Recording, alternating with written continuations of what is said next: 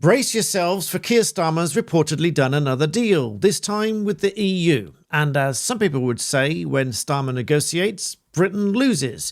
Only this time, I fear that he's hoping to insult your intelligence. Even the BBC reports the headline, "Starmer banks on public being over Brexit," in that somehow he needs this to be as insignificant and uncontroversial as possible. But are you really over Brexit? Are you really happy to just go back to the way we were and take orders from the EU as we did before, in some respects at the very least? Many of you may not be, and if that's the case, I've got a bit of a story for you. But first of all, you know the drill. If you're one of the few that watch my content regularly and hopefully enjoy my content but don't subscribe, please do that now. About 43.6% of you watch my channel regularly but are not subscribed to the channel. So what is this deal all about, and how has he betrayed us now? Well, you can think of this deal summarised in a few ways: fishing, farming, security, passports, carbon tax, and other things still up for negotiation. A few other things such as joining the Erasmus, and rather significantly, something referred to as dynamic alignment. I'll explain more about that in a moment. So there are pros and cons to this, as you might expect, so I will give you both sides. Some of it's positive, some of it's not so positive. The not so positive thing is about the fishing arrangements, because that's always been quite a controversial issue. I won't go into great depths about it. There are some great articles I will endeavour to link below, but access to UK fishing has always been a rather controversial issue, dating back really till the 1970s with the European Economic Community, where UK fishers felt that the distributions were somewhat unfair and a bit of a historical injustice, where fishers from the EU would take around 50% of the total catch from UK waters.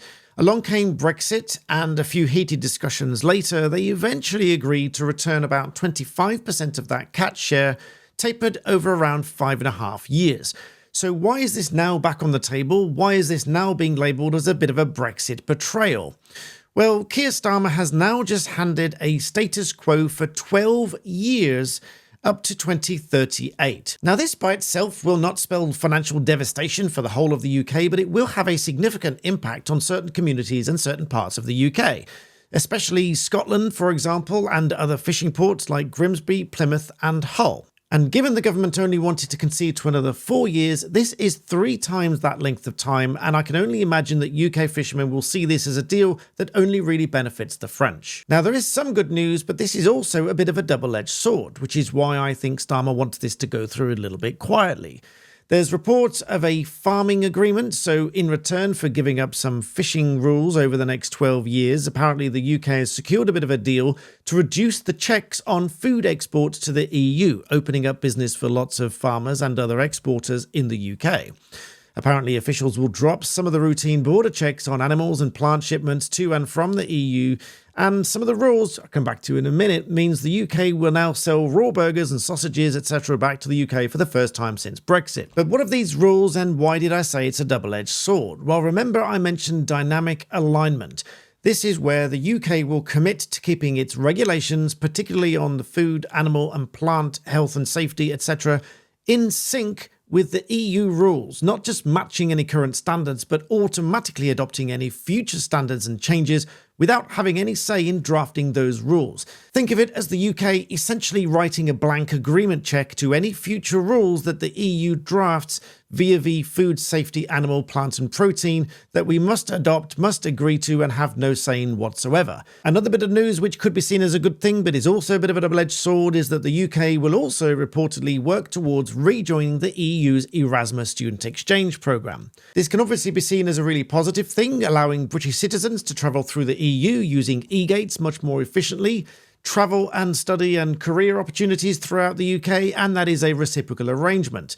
The double-edged sword is that there's no hint yet as to what the caps might be, so although it might raise hundreds of millions of pounds for tuition fees for EU students coming to the UK, there's no talk yet about any caps on the number of people that can come to the UK under that scheme, and historically the UK's contribution to it was substantial. It cost the UK a lot of money to be involved in it. And finally, there's also talk about the UK collaborating with the rest of Europe on things such as defence and cutting migration and so on.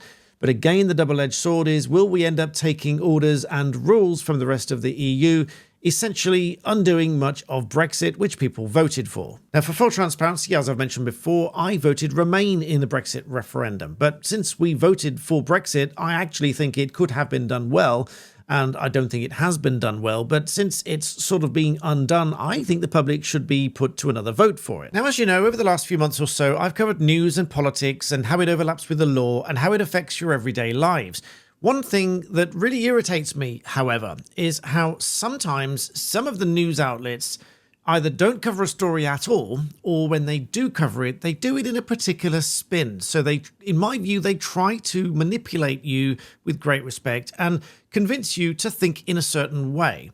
And it's ever more true with subjects of immigration and things of this nature, where in one sense, it can be a bit taboo. Allow me to illustrate, and I'm going to illustrate with Ground News. Because as you know, I work with Ground News here on this channel to help me to get both sides of a story, and it helps you to get both sides of a story because there'll be a discount a little bit later. But let's take this story as an example. The government to publish nationalities of foreign criminals for the first time. Now, this obviously has a very different spin depending on what kind of news outlet you look at. Ground News provides you a biased comparison here, and then we'll go through some of the headlines, but it gives you at a glance the biased distribution, left or right-leaning outlets covering this story. So allow me to illustrate. There aren't many of the left covering this story, funnily enough, but let's take a look at some of these. Let's look at the biased comparison first. Left-leaning outlets frame the government's plan to publish foreign criminal nationalities as a dog whistle politics, emphasising the potential dangers and discrimination against migrants, whilst highlighting the Home Office's previous statistical overhauls. On the other hand, the right-leaning outlets said that this data release was a response to mass migration, which has fueled crime, with one outlet saying that it's triggered a meltdown on the left. So you can see the politics playing out through the headlines. Let's look at this bit here. It says the UK government has been slammed over reported plans to publish league tables. And the Independent down here showing it as Labour having buckled under pressure from Conservatives. But when we compare those with the right-leaning headlines, they are very much more to the point and direct. Criminal statistics, violence by immigrants, and the rapidly growing number of Turkish suspects, murder, manslaughter, and other kind of offences. Looking down here, one I mentioned earlier, British government to release data on migrant crime rates sparking meltdown on the left. And it's not just that story either. Anything to do with immigration seems to split the left and the right very definitively, and you get different headlines, which might influence what you think depending on what you read. Hence my preference and my recommendation to you to use Ground News. Let's take a look at this one, another one just like it. Keir Starmer in talks with a number of countries over return hubs for failed asylum seekers.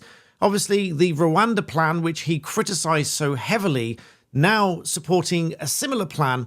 Let's take a look at how this has been reported. With the left, again, criticising a stance against immigration, it says left-leaning outlets frame Starmer's new return hubs as a continuation of a failed and ethically questionable Rwanda-style approach. On the other hand, the right-leaning sources say that this is a firm and necessary crackdown on illegal migration, employing language such as deported and U-turn. And again, you can compare the headlines left and right, giving you a very subtly different spin on exactly the same story. But sometimes there are stories just not covered by the left or the right, and that's when you've got a blind spot feature on Ground News, which will show you those stories which are not really covered, if at all, by one side or the other. One thing I find really useful, however, is the factuality score over on the right-hand side here. You can see here that only 50% of the sources that are reporting on this story are rated as being highly factual in their reporting. And of course, as they are a partner to my channel, I get you a great discount, which is 40% off, 40% off, using the link ground.news/BBB. It's on screen, it's in the description below, or you can scan the QR code. That is how I get both sides of a story, because different newspapers give you different spins at different times. But it is always good to get both sides of a story. It's the first thing we learn as lawyers. Always hear both sides of the story, always get different perspectives, and then you'll know what you're doing. So check out Ground News with my 40% discount. It's linked below, and that is how we get a good idea of what's really going on. Now, in other news, I have to come back to update you on the issue of VAT on school fees and how this Labour's spiteful, selfish policy is decimating an industry that we really ought to be proud of, and that is the independent education sector in the UK. Now, once again, their figures are drastically wrong, and the less charitable among you might say that they lied to us about it or flat out ignored the warnings. You'll remember I talked before that their prediction was that only 3,000 children would leave the private sector in this academic year. Bearing in mind they brought this in straight away, whilst lots of other things are filtered in over many months or years, this, they said, had to be brought in straight away. And so they predicted that only 3,000 children would leave the private sector. Now, that figure alone has been absolutely decimated by itself, because reportedly the number of pupils in private schools has now fallen by more than 13,000 in 12 months. And this drop, you guessed it, is being blamed largely on the introduction of VAT in January. There was an annual consensus by the Independent Schools Council, with whom I've been in touch a few times, and of its 1,380 members, they found that the number of pupils have dropped from 551,500 to 538 and a bit thousand. This is the largest fall in private school numbers since they began collecting this information in 2012. And not only that, you'll recall that they said that one of the driving factors for introducing VAT on these fees was to recruit 6,500 teachers. However, that appears to be a whole load of nonsense as well, because there are countless other reports, including this one here, where maths teachers have been laid off as the schools are facing pay and tax rises. You'll recall that I talked about employer national insurance increasing the cost of staff. This is one of many stories where dozens of teachers have been made redundant because they simply cannot afford those staff. But if you happen to disagree with any of that and you want to air your views underneath Bridget Phillipson's Facebook posts, don't expect them to go very far, because the Free Speech Union reports that she now stands accused of censoring those comments and deleting comments that are critical of the private school's tax rate. Dozens of parents have said their replies that they'd written underneath Bridget Phillipson's posts, which they criticised the decision to impose VAT on school fees, have just vanished. They say in an attempt to discuss the policy, parents have said that they tried to reply to those comments under her posts, but in the time that it took to compose a response, they found the original comment would be deleted, which obviously then triggers an error message. Gemma Clark, who works at a private school, had said that she'd seen comments on posts from Bridget Phillipson's Facebook page disappear within minutes, which suggests to me that there's a little team watching all the comments under Bridget Phillipson's Facebook posts, looking for those that disagree with them and deleting them. Which sounds a little bit odd to me, in that a government official would have somebody, if this is indeed the case, you understand, as it's reported, if they would have somebody sitting there watching these comments, waiting for some that just disagree with her, and then deleting them like they were never made.